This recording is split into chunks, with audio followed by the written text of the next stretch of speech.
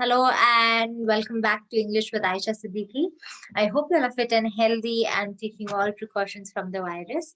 Today's topic is very exciting and also little complicated. I mean, the word itself, I imagine people will not be able to pronounce it that well.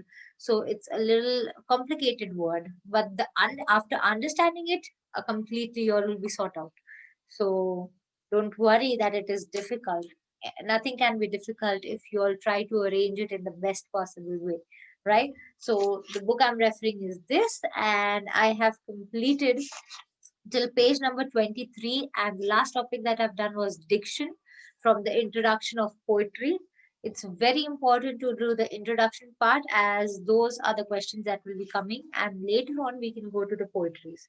Now, I'm doing the 24th page, and the topic is I'll be explaining you all once I share the screen.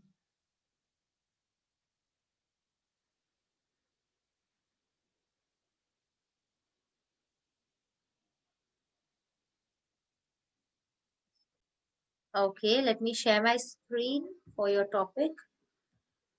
Here we go. Okay, so the topic name is Caesura. So the word itself is a little complicated to pronounce, and it is Caesura. So I'm sure the word sounds as if it's of another language, and it is. So let's see what does it mean, Caesura. The definition of this word is a pause which is a rhythmic pause in a poetic line or a sentence. For example, uh, you all must have, of course, everyone knows the small nursery poems of Johnny, Johnny, or Twinkle, Twinkle. Now, if you all must have, noticed there is a pause in it, like Johnny, Johnny, and there's a pause, and then it is yes, Papa, and there's a pause. Eating sugar, right? So by this, you all can understand that in a poetry there are specific pause for what? So that there's a rhythmic, musical way of the poetry. The rhythm is there in the poetry. Poets indicate such a pause with a parallel symbol, such as you can see on the slide, those two lines. So that means you have to have a poetic rhythmic pause over there. Now let's see here. Now these are different kinds of caesura, and the first one is medial caesura. I looked on my left half, pause. You can see those two lines, that is pause, as the lady methought, and was war of a woman, pause, and the other sentence, William Langland. So this is how poets show that there has to be a pause in the poetry. Now, Johnny Johnny, suppose whenever, in whichever year that is introduced, it was introduced with these two lines, and that is why till now, up to date, till end of the date, the poetry sound will be the same. Johnny, Johnny, and a pause, because the poet, I mean the a poet who must have written it must have given those two lines after Johnny, Johnny, and that's how the rhythm is formed. The other kind of caesura is initial. Dead, pause. I mean, in the starting, initial means right in the beginning, there's a pause after a word. Dead, and a pause. One of them shot by the sea in the east. What art can a woman be good at? Oh, vain. Elizabeth Barrett Brown.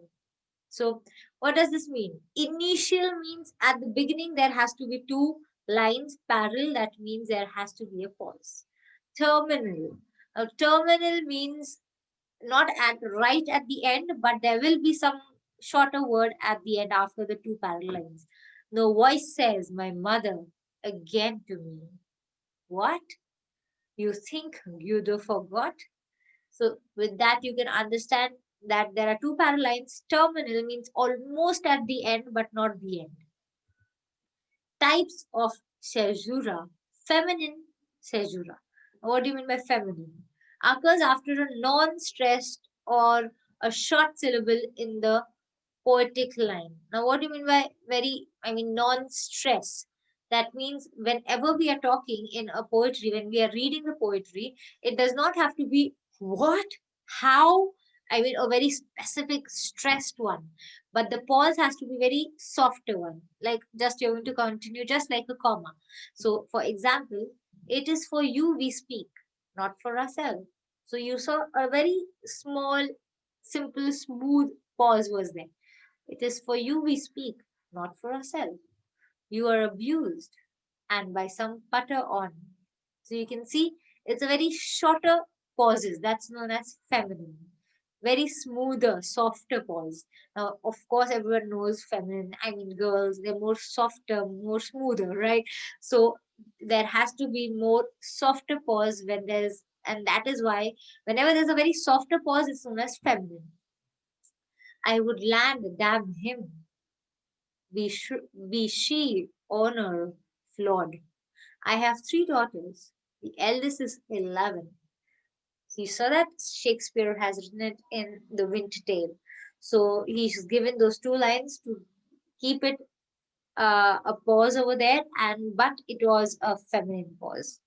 Now here, types of caesura, that is masculine. Feminine is done. Masculine pause occurs after the long um, accented syllable in a line. What do you mean by a long one?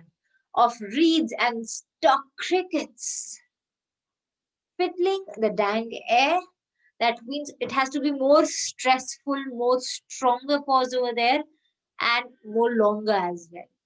So, seizing his boots with wines, steering glazed beetles.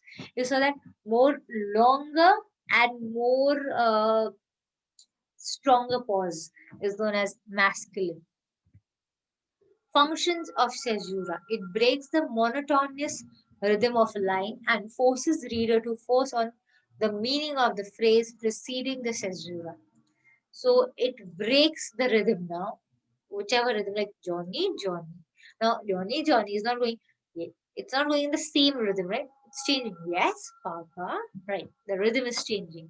So the same rhythm is broken, and because of the caesura, the rhythm is broken, and the reader actually is forced to understand what is before the two marks written. It creates a very dramatic effect.